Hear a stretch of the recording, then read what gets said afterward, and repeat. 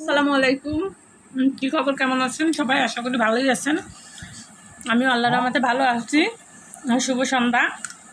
সন্ধ্যার সময় বাসায় বসেই একেবারে যেটাই হোক একেবারে ডিম দিয়ে বাসায় বসে পুরি খাইতেছি। তো আপনারা যারা যারা খাবেন আমার বাসায় চলে আসবেন। আসতে পারবেন না তো আপনাদের দিলাম, আপনারা মনে মনে খেয়ে নেন, ঠিক আছে? আর এই যে আমার হাজব্যান্ড এই যে কষ্ট করে বানাই নিয়ে আসছে, তার জন্য অসংখ্য অসংখ্য ধন্যবাদ। Thank you so much. আসলে বাসায়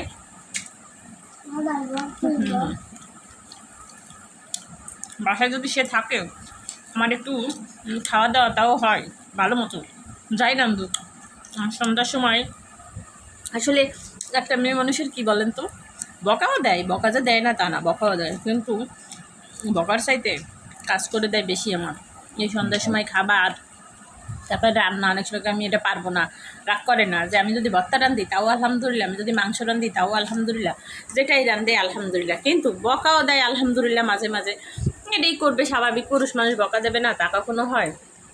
বকা তো দিবে, এটাই স্বাভাবিক। তাছাড়া তো আর কোনো উপায় নাই। পুরুষ মানুষের কাজ কি? মাঝে মধ্যে একটু বউরে যদি একটু শাসন টাসন না করে তাহলে তো আবার বউ মাথার উপরে উঠে নাচবে, এর জন্য বকা দেয়।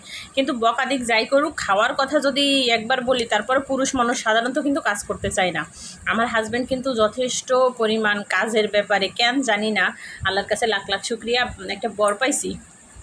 মেয়ে মানুষ কি বলে যে মানে সারাদিন কাজ করে, এই করে সেই করে, কত কি করে, কিন্তু আমার মনে করেন কাজের প্রতি একটু কম অনীহা। আর সে কিন্তু কাজের ব্যাপারে খুব বেশি।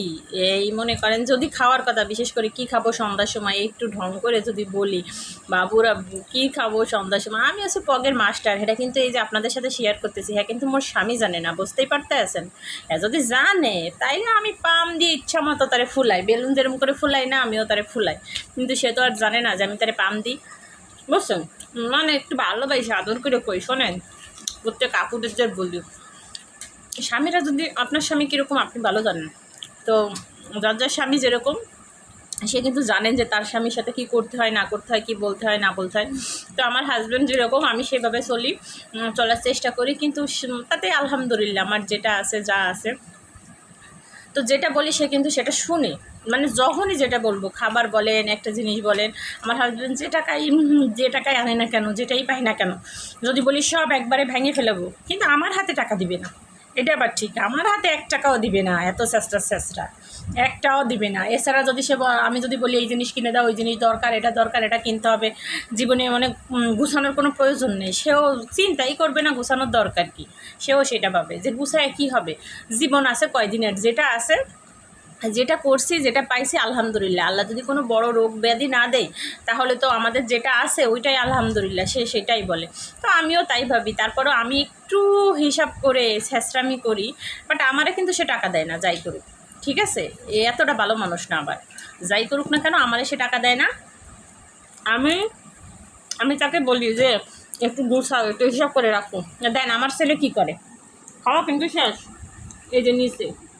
কিন্তু বাসায় বসে যদি আমরা মুঙ্গাই বানাই খাই তাতে কিন্তু খারাপ লাগে না, খুবই ভালো হয়েছে, অসম্ভব পরিমাণ ভালো হয়েছে বাহিরের থেকে। হ্যাঁ, আপনারা বলতে পারেন বাহিরের খাবারের স্বাদ বেশি, কিন্তু এই যে বাসার মধ্যে বসে ঘরোয়া পদ্ধতিতে যেভাবে মুঙ্গাই বানাইতে হয় সব কিছুই তো সেভাবেই বানাইছি।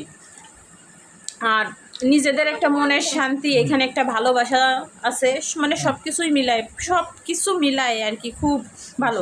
আচ্ছা, আপনার এখানে একটা বলি, আমার এইখানে মানুষের বলে কেন টাক পেয়ে চুল খেয়ে ফেলাইছে, তাই মোরও এখানে কিন্তু বলছেন টাক পেয়ে চুল খাইনি, মোর খালি উকুন হয়েছিল। তো আমি খালি চুল টানতাম, টাইনের পরে চুল সব গেছে উঠে, এরপরে আর চুল ওঠে না। একজনে কয় পিএস ঘষবেন, পিএস ঘষে আরও গেছে বেমালা খারাপ হয়ে। পিএস ঘষে জানেন কী হয়েছে, চুল যেটুক উঠার সেটুক তো ওঠেই নাই, আরও বরঞ্চ ওই যে তেইল্য, একেবারে পুরো তেইল্য ভুলে গেছে। তো ভাই বন্ধুরা, সবাই পর্যন্ত ভালো থাকেন, আল্লাহ হাফেজ।